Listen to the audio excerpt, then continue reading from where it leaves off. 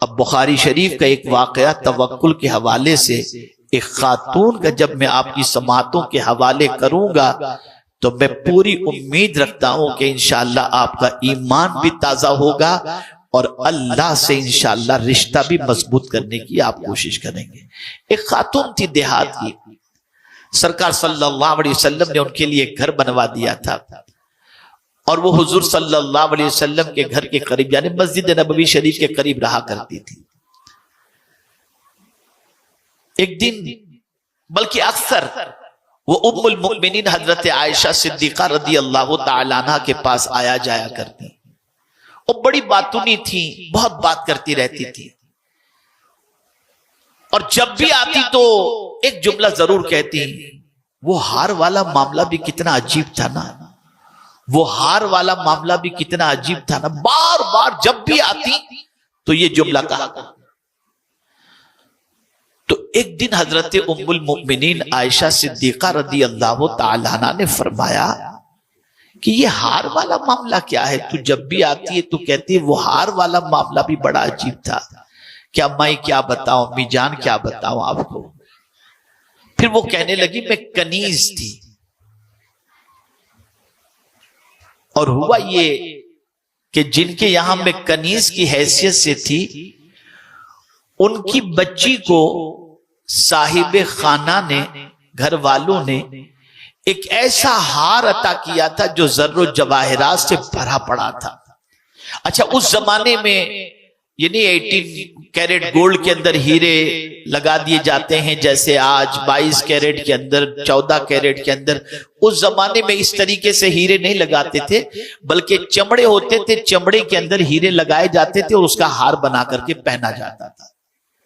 تو ایک سرخ چمڑا تھا، اس سرخ چمڑے کے اندر ہیرے جڑے ہوئے تھے اور وہ گھر والوں نے اپنی بچی کو یہ ہار پہنا رکھا تھا۔ اتفاق سے وہ ہار گرا بچی کے پاس سے یا بچی رکھ دی، اتنے میں ایک چیل آئی اور آ کر کے وہ ہار اٹھا کے لے گئی۔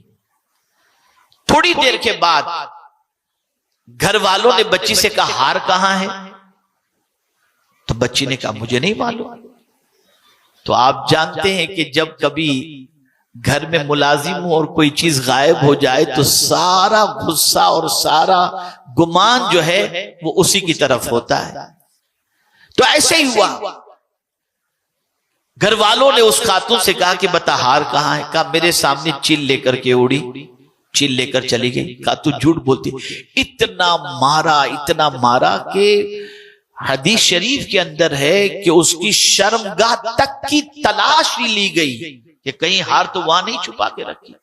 وہ اپنی بے گناہی پیش کرتی رہی کہ میں نے ہار نہیں لیا، چیل لے گئی، میں نے ہار نہیں لیا، چیل لے گئی، لیکن کوئی اس کی بات ماننے کو تیار نہیں۔ جب بہت اس کو مارا گیا اور برداشت نہیں ہوا تو پھر اس نے اپنا چہرہ آسمان کی طرف کیا اور آسمان کی طرف چہرہ کر کے کہتی ہے میرے مالک تو سب جانتا ہے، میں نے اپنا معاملہ تیرے حوالے کر دیا اور تیرا فرمان ہے جو تجھ پر بھروسہ کرے تو اس کے لیے کافی ہے۔ اب میرے کریم میں نے اپنا معاملہ تیرے سپرد کر دیا، میری بے گناہی کو تو ثابت کر دے۔ ابھی اس کے جملے مکمل نہیں ہوئے تھے کہ چیل وہ ہار لے کر اسی محفل میں آ کر کے پھینک کر کے چلی جاتی۔ آپ ذرا سوچو، زندگی میں اللہ عز و جل پر کامل بھروسہ کر کے دیکھو، وہ کبھی اس پر بھروسہ کرنے والے کے بھروسے کو ٹھیس نہیں پہنچاتا۔ ارے کبھی آپ نے دیکھا ایک چھوٹا سا پرندہ جس کا کوئی گھر نہیں ہوتا، وہ درخت کی ٹہنی پر، نہ رائٹ میں کوئی دیوار نہ لیفٹ میں کوئی دیوار، ایک پرندہ درخت کی ٹہنی پر بیٹھے بیٹھے سو جاتا ہے، اسے گرنے کا ڈر بھی نہیں ہوتا۔ اے پرندے تجھے ڈر نہیں لگتا؟ تو پرندہ جواب دے گا میں کیوں ڈروں، میرا پروردگار مجھے سہارا دینے والا موجود ہے۔ آپ ذرا سوچو، اللہ پر توکل کر کے دیکھو، اللہ پر بھروسہ کر کے دیکھو اور کامل یقین کر کے دیکھو، اچھی طرح سے مانگ کر کے دیکھو، وہ تمہاری مصیبتوں کو دور فرمائے گا، وہ تمہاری پریشانیوں کو دور فرمائے گا۔ اے خواتین اسلام، آج سب سے بڑا مسئلہ یہ ہے، جملہ یاد رکھیے گا، ہمیں سب پر بھروسہ ہے، رب پر بھروسہ نہیں، اور ضرورت یہ ہے کہ رب پر بھروسہ کرو، اس لیے کہ وہ اس پر بھروسہ کرنے والوں کے بھروسے کو ضائع نہیں فرماتا، ٹھیس نہیں پہنچاتا۔ میرے پیارے آقا صلی اللہ علیہ وسلم کے دیوانوں اور خواتین اسلام، تو آج میرا پیغام آپ سب کو یہ ہے کہ مصیبت اللہ کی طرف سے ہے، لیکن مصیبت جو آتی ہے اگر گناہ کی وجہ سے آتی ہے تو اللہ تعالیٰ بہت سارے گناہوں کو معاف فرما دیتا ہے، اور یہ چھوٹی سی مصیبتوں کے ذریعے کچھ گناہوں کا کفارہ اسے بنا دیتا ہے۔ اور کبھی مصیبت آتی ہے، اللہ اپنے قریب کرنے کے لیے کسی کو مصیبت میں گرفتار کر دیتا ہے۔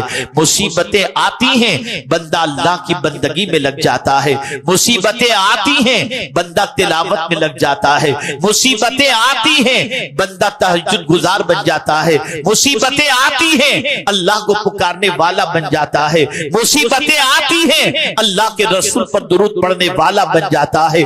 تو کبھی مصیبتیں اس لیے آتی ہیں کہ جو بندہ خدا سے دور ہو گیا تھا، خدا اس کو اپنے سے قریب کرنا چاہتا ہے۔ اللہ اکبر۔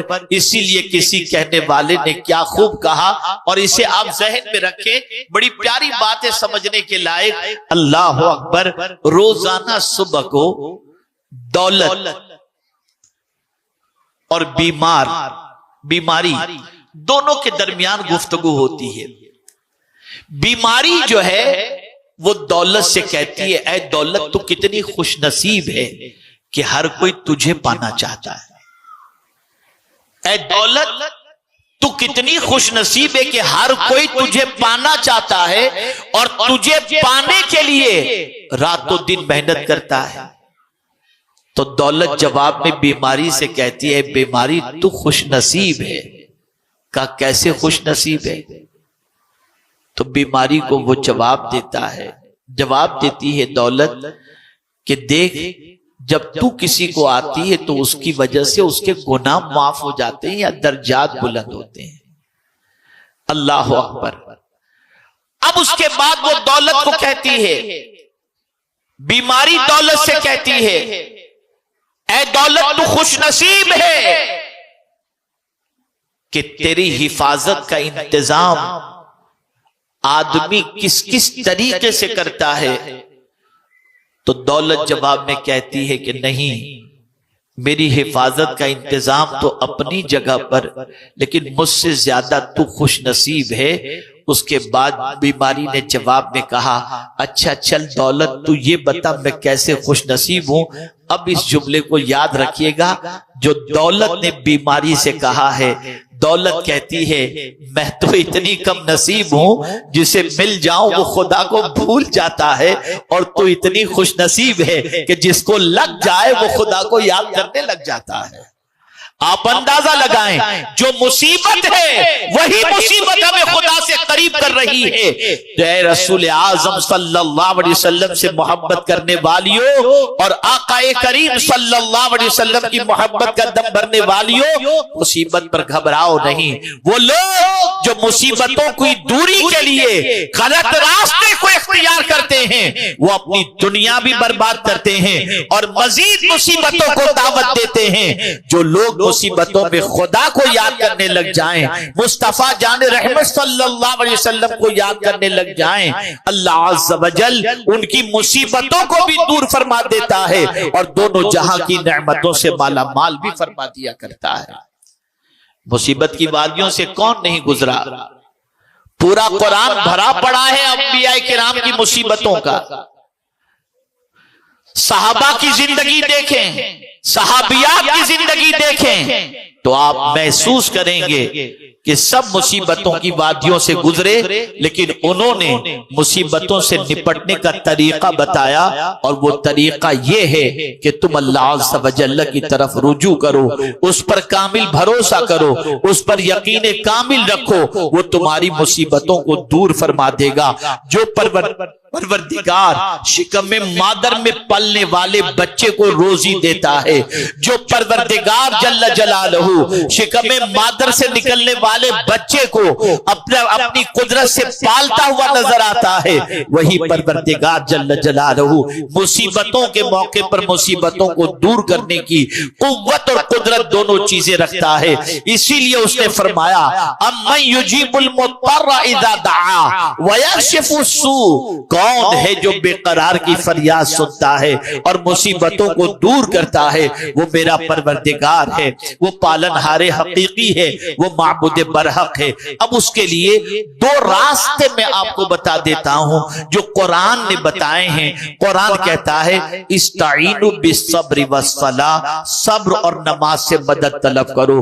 دیکھیے رونے دھونے سے، شور شرابے سے، شکایت سے مصیبتیں جانے والی نہیں ہیں، لیکن اگر کوئی صبر کر لیتا ہے، مولا تو ہی اگر اس میں راضی ہے تو ہم اس میں راضی ہیں، اور دامن صبر کو اگر کوئی تھام لے تو اللہ فرماتا ہے اے صبر کرنے والے تو تنہا نہیں ہے، ان اللہ مع الصابرین، کہ بے شک اللہ صبر کرنے والوں کے ساتھ ہے۔ تو اللہ عز و جل صبر کرنے والوں کے ساتھ ہے۔ یہاں سے یہ بات سمجھ میں آئی، جب مصیبت آئے صبر کے دامن کو تھامو، اللہ کی شکایت نہ کرو، اللہ کا شکوہ نہ کرو، اللہ عز و جل کے حوالے سے غلط سلط جملے استعمال نہ کرو، بلکہ دامن صبر کو تھامو۔ اور دوسرا طریقہ یہ بتایا گیا کہ نماز سے مدد طلب کرو۔ وہ کون سی مصیبت ہے جس کے لیے اللہ نے نماز نہیں رکھی؟ اللہ کے رسول صلی اللہ علیہ وسلم نے نماز نہیں رکھی۔ اللہ اکبر! آپ دیکھیں سورج گہن کے موقع پر نماز، چاند گہن کے موقع پر نماز، گناہ ہو جائے تو صلاۃ التوبہ کے اعتبار سے نماز۔ اسی طریقے سے آپ دیکھیں رزق میں تنگی ہے، روزی میں برکت چاہیے تو صلاۃ الاوابین پڑھیں، چاشت پڑھیں، اشراق پڑھیں، یہ ساری نمازیں رکھی گئیں۔ مر جائے کوئی تو نماز جنازہ، خوشی نصیب ہو تو عید کی نماز، یہ ساری چیزیں اسی لیے رکھی گئیں تاکہ اس کے ذریعے بندے کو راحت کی دولت نصیب ہو جائے، اطمینان کی دولت نصیب ہو جائے۔ تو آج میں آپ کو یہ پیغام پیش کروں گا کہ جب کبھی مصیبتوں کے پہاڑ ٹوٹ پڑیں تو گھبرانا نہیں، صبر کے دامن کو تھامنا، اللہ کی شکایت ادھر ادھر مت کرنا۔ وہ پروردگار اگر سارے گناہوں پر پکڑ فرما لے تو ہم بچ نہیں سکتے، یہ تو اس کا کرم ہے کہ بہت سارے گناہ اس نے یوں ہی معاف فرما دیے۔ میرے پیارے آقا صلی اللہ علیہ وسلم کے پیارے دیوانوں اور خواتین اسلام، صبر کا دامن تھامو، نماز پڑھو۔ اور میرے آقا صلی اللہ علیہ وسلم کے علم میں یہ بات تھی کہ ایک زمانہ آئے گا کہ انگلیوں کے پور سے سارے کام چلتے ہوں گے، اور مرد ہو یا خواتین صرف ان کی انگلیاں چلتی ہوں گی۔ آج آپ دیکھ رہے ہیں انٹرنیٹ کے لیے آپ لیپ ٹاپ لے لیجئے، آئی پیڈ لے لیجئے، موبائل لے لیجئے، انگلیاں ہی چل رہی ہیں۔ اور یاد رکھیں حضور صلی اللہ علیہ وسلم نے، حضرت بصیرہ رضی اللہ تعالیٰ عنہ فرماتی ہیں کہ سرکار صلی اللہ علیہ وسلم نے فرمایا یہ تسبیح جو تم پڑھتی ہو نا، سرکار نے فرمایا اپنی انگلیوں کے پور پہ گنا کرو، اپنی انگلیوں کے پور پر یہ تسبیح کو گنا کرو، اس لیے کہ قیامت کے دن یہ پور گواہی دیں گے۔ اب کیا کر رہی ہو اس کے ذریعے؟ لیپ ٹاپ پر بیٹھ کر یہ انگلیوں کے پور کا جو استعمال کر رہی ہو، اگر گناہ کے اندر تو یہ پور قیامت میں گواہی دیں گے، اور اگر ان انگلیوں پر تم تسبیح گن رہی ہو تو یہ پور قیامت میں اللہ کی تسبیح پر گواہی دیں گی۔ سرکار نے تاکیدن غالباً ابو داؤد شریف کی یہ حدیث ہے، حضور صلی اللہ علیہ وسلم نے یہ ارشاد فرمایا ہے۔ تو خواتین اسلام کہیں بھی رہ کر کے گناہ نہیں کر سکتی، لیپ ٹاپ پر، یوٹیوب پر جا کر، کسی بھی اعتبار سے یہ فنگر جو ہے، اس کا جو پور ہے، اس کا استعمال بھی اگر غلط ہو رہا ہوگا تو یہ بھی کل بروز قیامت گواہی دیں گی۔ اب ایک آخری بات عرض کر کے میں اپنی گفتگو کو ختم کرتا ہوں۔